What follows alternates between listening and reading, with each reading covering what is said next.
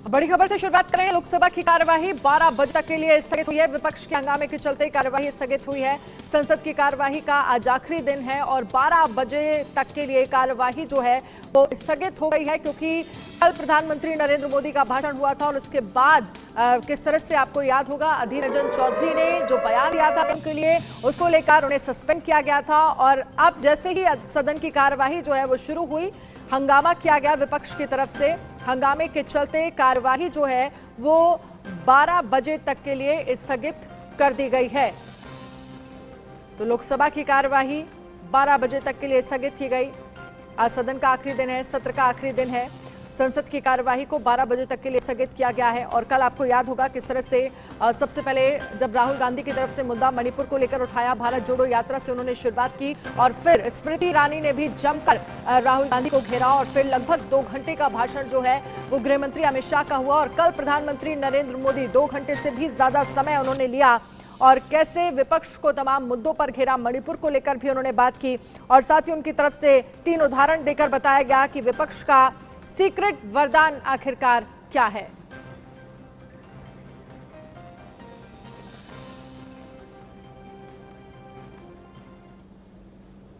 साहब को निलंबित किया गया है, वो फ्लिप्सी ग्राउंड।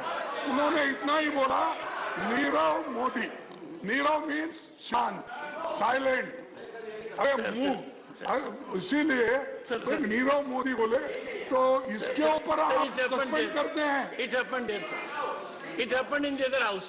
अरे other house sir, I am pleading with you, vice president of and chairman of this house, because you have to protect the democracy. I will react, sir. I will react. You have to. Thank you. ऐसा नहीं होता तो suspend करना, Thank you, क्योंकि उसको public accounts committee में है, कैसा अटेंड करना, और वो बिजनेस एडवाइजरी कमेटी में आते हैं, कैसा करना। Thank you, sir. Thank you. Thank you. CBI, CBC selection में वो रहते हैं, वो यानी to deprive from all these institution. Papers to be laid on the table. Suspend him, it is not good. It is not good. Sir, this house unanimously.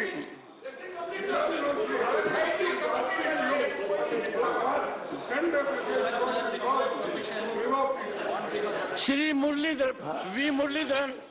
Sir, can I have 1 minute before the paper leak?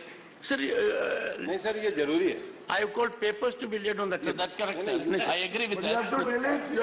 Sir, sir, the convention of this house. I will look into it.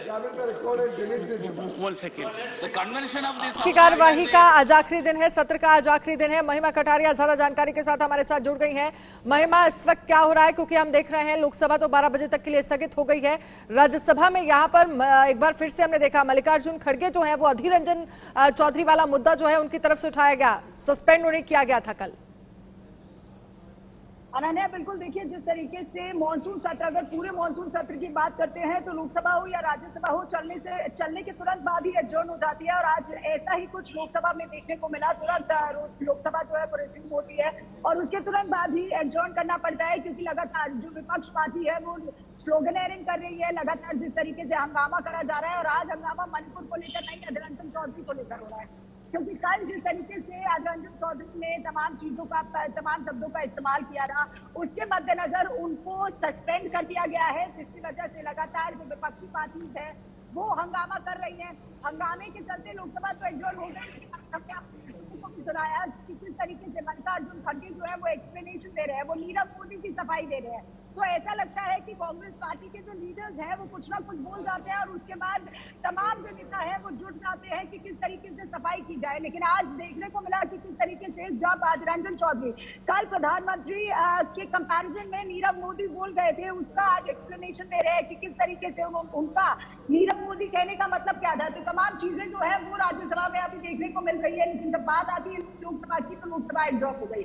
हालांकि बड़ा सवाल अनन्या यहाँ पर ये खड़ा हो जाता है कि बार बार तरीके से लोकसभा और राज्यसभा एडजर्न हो रही है, जिस तरीके से मणिपुर को लेकर हंगामा देखने को मिला था, किसी भी पार्लियामेंट्री प्रोसीडिंग को चलने नहीं दिया गया था, लेकिन कल जब प्रधानमंत्री नरेंद्र मोदी बोल रहे थे तो विपक्ष वॉकआउट कर जाता है। क्यों आखिर विपक्ष ने डिस्कशन में पार्ट नहीं लिया? एक बड़ा सवाल उठ जाता है कि आखिर इतने दिनों से पहले तो स्ट्रैटेजी बनाई जा रही थी कि किस रूल के तहत ये डिस्कशन होना चाहिए।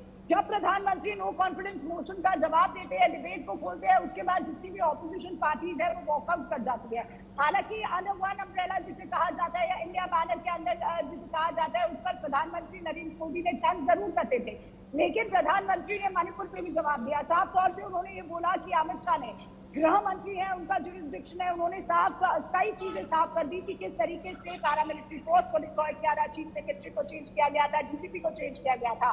और जब बात उठती है या लगातार ऑपोजिशन पार्टी जो मुद्दा उठा रही थी कि आखिर मणिपुर के सीएम को क्यों नहीं बर्खास्त किया गया, क्यों उनको नहीं हटाया गया, तो उस पर भी अमित शाह ने जवाब दिया था कि अगर मणिपुर में अगर कोई भी स्टेट का मुख्यमंत्री केंद्र सरकार के साथ कोऑपरेट नहीं करता है ऐसी सिचुएशन में, उसको तभी। लेकिन महिमा, बड़ा सवाल तो यही है, जब दबाव बनाया जाता है, अविश्वास प्रस्ताव लेकर आया जाता है, जब प्रधानमंत्री नरेंद्र मोदी मणिपुर को लेकर बोलते हैं तो विपक्ष वॉकआउट कर जाता है, तो फिर मुद्दा वहीं आकर खड़ा हो जाता है कि आखिर कौन है जो नहीं चाहता कि मणिपुर पर चर्चा हो। और फिर पीएम मोदी की तरफ से कहा गया कि अगर आप सुनते हैं तो फिर कहने के लिए भी, अगर आप कह रहे हैं तो फिर सुनने के लिए भी आप यहां पर मौजूद रहिए, जो कि विपक्ष वॉकआउट कर गया। और इसके जरिए 2 घंटे से भी ज्यादा प्रधानमंत्री नरेंद्र मोदी बोले और उसके जरिए उन्होंने 2024 को लेकर भी पूरी तरह से एजेंडा सेट किया। देखिए, बिल्कुल अनन्या, ये कहना गलत नहीं होगा कि प्रधानमंत्री जब भी बोलते हैं एक अनोखे अंदाज में बोलते हैं और विपक्ष को कहीं ना कहीं मुक्ति खानी पड़ती है। कि ये साफ तौर से इसलिए कहना पड़ रहा है कि जिस तरीके से कल प्रधानमंत्री ने बोलना शुरू किया, हालांकि मणिपुर के मुद्दे के नारे लगातार जब लगाए जा रहे थे, तो डिस्कशन नो कॉन्फिडेंस मोशन जब विपक्ष लेके आया है, अगर विपक्ष ही वो जाएगा तो क्या फायदा था नो कॉन्फिडेंस लाने का? इतने दिनों से पार्लियामेंट्री की प्रोसीडिंग्स जो है वो भी नहीं हो पाई, क्योंकि आपको याद होगा कि जिस तरीके से कल प्रधानमंत्री नरेंद्र मोदी ने इसका डिस्कशन खोला था, उन्होंने साफ तौर से सबसे पहले एक बहुत महत्वपूर्ण बात कही थी, जिसमें उन्होंने कहा था कि कुछ ऐसे बिल्स है, जैसे ट्राइबल का बिल हो गया, डेटा प्रोटेक्शन बिल हो गया, कई ऐसे तमाम बिल्स है जिन पर डिस्कशन करना बहुत जरूरी था, और विपक्ष ने इन बिल्स पर भी डिस्कशन नहीं किया।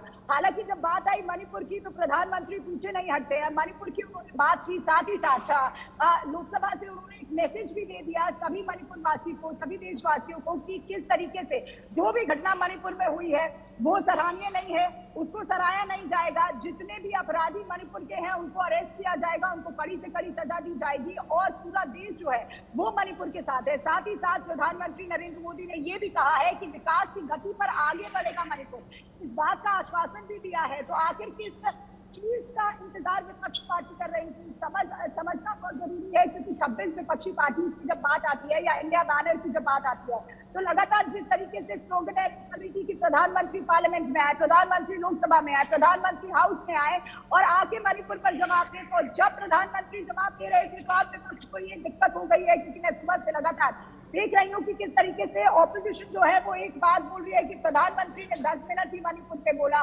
तो क्या कहीं स्ट्रैटेजी में गड़बड़ नजर आ रही है विपक्ष की? क्या स्ट्रैटेजाइज नहीं कर पा रही है कि आखिर मणिपुर का मुद्दा डिस्कस करना है, या ये देखना है कि प्रधानमंत्री 10 मिनट के लिए बोलते हैं, या ये देखना है कि किस रूल के तहत इस पर डिस्कशन किया जाएगा?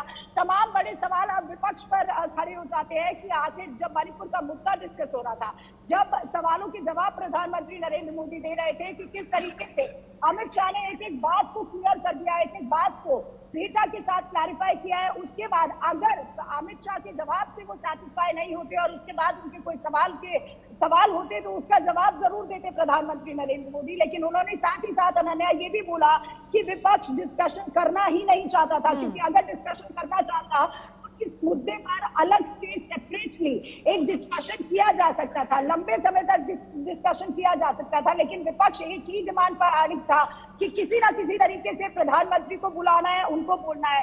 हालांकि जिस तरीके का माहौल कल देखने को मिला, विपक्ष वॉकआउट कर गया, तो अनन्या ये सवाल खड़ा करना गलत नहीं होगा कि क्या नो कॉन्फिडेंस का मतलब विपक्ष को नहीं पता है? क्योंकि अगर नो कॉन्फिडेंस होता है, ये हम अपने दर्शकों को भी बताएंगे कि अगर नो कॉन्फिडेंस मोशन होता है, जरूरी नहीं है कि खाली मणिपुर पे ही चर्चा हो। विपक्ष में अलग अलग पार्टीज होती है, अलग अलग पार्टीज के अलग अलग सवाल होते हैं, प्रधानमंत्री ने उस पर भी जवाब दिया। हालांकि जब नो कॉन्फिडेंस लाया जाता है तो वो सीधा सीधा सरकार की नीतियों पर सवाल होता है कि बात अमित शाह ने भी कही थी। और कल प्रधानमंत्री नरेंद्र मोदी ने सभी चीजें गिनवा दी कि किस तरीके से इकोनॉमी आगे बढ़ रही है। बिल्कुल, लेकिन महिमा, क्योंकि आप अविश्वास प्रस्ताव को लेकर बात कर रही हैं, विपक्ष को लेकर जब कल तमाम नेता वॉकआउट करके बाहर निकले तो उनकी तरफ से ये कहा क्या कि भाई हम सरकार गिराने वाला नंबर की स्थिति में तो एनडीए बहुत आगे है, लेकिन उनकी तरफ से ये कहा जा रहा था कि सरकार गिराने का तो यहाँ मतलब ही नहीं था, यहाँ सरकार जगाने की बात की जा रही थी हमारी तरफ से। और वो कह रहे थे लगातार विपक्षी नेता की मणिपुर को लेकर पीएम नहीं बोल रहे हैं, लेकिन देखा हमने किस तरह से जब राहुल गांधी की तरफ से मणिपुर का मुद्दा छेड़ा गया तो उसके बाद स्मृति ईरानी भी इस पूरे मामले को लेकर बोलती नजर आई। 2 घंटे से ज्यादा अमित शाह भी उन्होंने स्थिति साफ की कि कैसे पल पल की अपडेट लगातार हम मणिपुर को ले रहे हैं और पीएम तक पहुंचा रहे हैं, और कल प्रधानमंत्री नरेंद्र मोदी भी इसको लेकर बोलते रहे। अनन्या, देखिए यहाँ पर कुछ बातें समझनी बहुत जरूरी है। पहला सवाल आपने किया कि किस तरीके से जब राहुल गांधी बोलते हैं, क्योंकि विपक्ष का मुद्दा हम यहाँ पर लेके आ रहे हैं कि विपक्ष को मणिपुर पे बोला था, विपक्ष नो कॉन्फिडेंस मोशन लेके आता है, विपक्ष को इस पर बात करनी थी। लेकिन राहुल गांधी की स्पीच अगर आपने सुनी होगी तो उन्होंने भी भारत यात्रा के बारे में बात की थी, उन्होंने भी तमाम मुद्दों के बारे में बात की थी और उसके बाद उन्होंने मणिपुर पे बात की थी। तो केंद्र सरकार ने तो इस पर सवाल नहीं खड़ा किया था। हालांकि स्मृति ईरानी ने उसका जवाब जरूर दिया था, लेकिन जवाब सुनने के लिए राहुल गांधी हाउस में मौजूद नहीं थे, वो वहां से उसका चले गए थे। और यही स्थिति कल भी देखने को मिली जब प्रधानमंत्री नरेंद्र मोदी बोल रहे थे तो पूरे का पूरा ऑपोजिशन जो है वो वॉकआउट कर जाता है। हालांकि प्रधानमंत्री ने इस बात को भी कहा था कि अरे जवाब तो सुनते जाइए, अगर कोई डिस्कशन है तो उस पर डिस्कशन तो कीजिए, लेकिन ऐसा लग रहा था कि ऑपोजिशन जो है वो डिस्कशन करना ही नहीं चाह रहा है, क्योंकि लगातार जिस तरीके से ऑपोजिशन की तरफ से बयान आ रहे थे कि उन्होंने प्रधानमंत्री ने इस बात को हाईलाइट किया है, क्योंकि हम अपने दर्शकों को हाईलाइट करेंगे किस तरीके से जब ऑपोजिशन वॉकआउट कर जाता है तो प्रधानमंत्री कहते हैं कि पूरी ऑपोजिशन का मुद्दा बन चुका है नरेंद्र मोदी, यानी प्रधानमंत्री नरेंद्र मोदी उनका मुद्दा बन चुका है। वो कहते हैं कि अगर मुझे पसीना आता है तो विपक्ष पार्टी ये बोल देती है कि मोदी को पसीना दिला दिया, अगर मैं हाउस में आके कुछ बोलना चाहता हूँ तो वो ये कहते हैं कि हाउस में आके प्रधानमंत्री नरेंद्र मोदी को बुलवा दिया गया है। ठीक है महिमा, इस खबर पर आप नजर रखिए। फिलहाल के लिए बहुत बहुत शुक्रिया तमाम जानकारी के लिए। बड़ी खबर आपको दिखा रहे हैं, नीतीश कुमार का पीएम पर सीधा हमला, सदन चलता है, पीएम बाहर घूमते हैं, ये नीतीश कुमार की तरफ से कहा गया। विपक्षी एकता से बीजेपी परेशान है, ये नीतीश कुमार की तरफ से कहा गया। विपक्षी एकता से नरेंद्र मोदी घबरा गए हैं, ये नीतीश कुमार की तरफ से कहा गया। कल आपको याद होगा 2 घंटे से भी ज्यादा प्रधानमंत्री के संबोधन में इंडिया गठबंधन को लेकर वो निशाना साधते हुए नजर आए। सुनिए क्या कुछ कह रहे हैं नीतीश कुमार, बिहार के सीएम।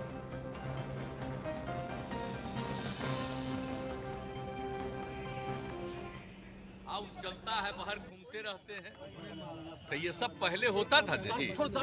हम लोग थे जब तक एमपी थे और सरकार में भी श्रद्धेय अटल जी के सरकार में थे या उसके पहले भी सरकार में थे।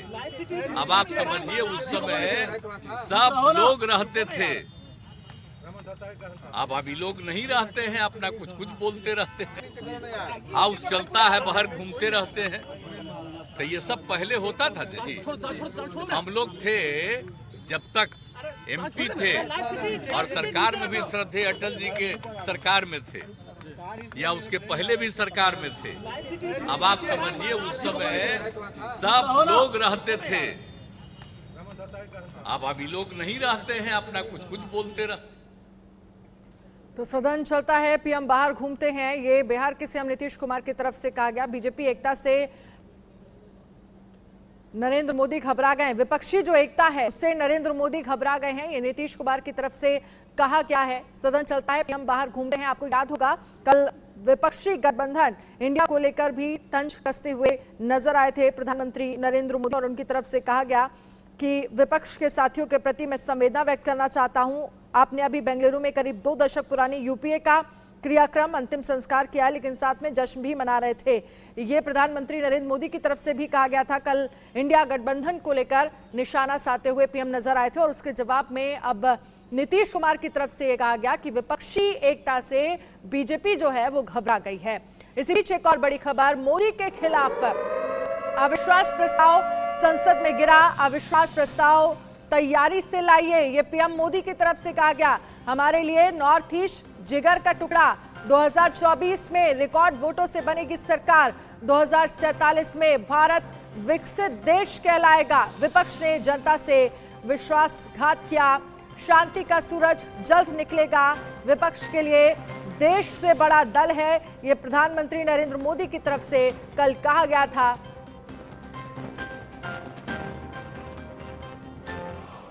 भरोसा नहीं होता है, वो सुनाने के लिए तो तैयार होते हैं, लेकिन सुनने का धैर्य नहीं होता है।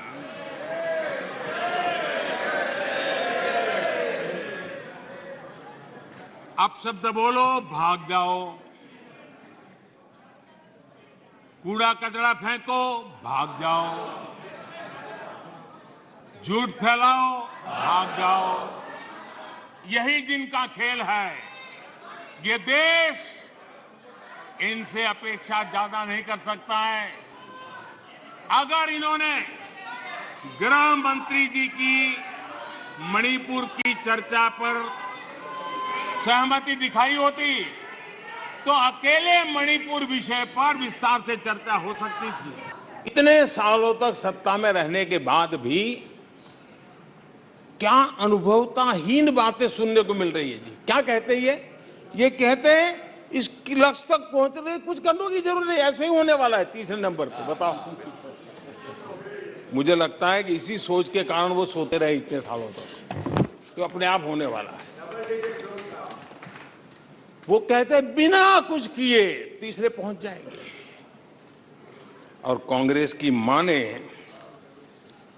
अगर सब कुछ अपने आप ही हो जाने वाला है, इसका मतलब है कांग्रेस के पास न नीति है, न नियत है, न विजन है, न वैश्विक अर्थव्यवस्था की समझ है, और न ही भारत के अर्थ जगत के ताकत का। आदरणीय अध्यक्ष महोदय,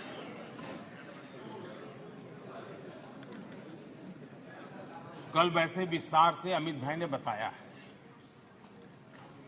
मणिपुर में अदालत का एक फैसला आया। अब अदालतों में क्या हो रहा है वो हम जानते हैं। और उसके पक्ष विपक्ष में जो परिस्थितियां बनी, हिंसा का दौर शुरू हो गया और उसमें बहुत परिवारों को मुश्किल हुई। अनेकों ने अपने स्वजन भी खोए। महिलाओं के साथ गंभीर अपराध हुआ और ये अपराध अक्षम्य है और दोषियों को कड़ी से कड़ी सजा दिलवाने के लिए केंद्र सरकार, राज्य सरकार मिलकर के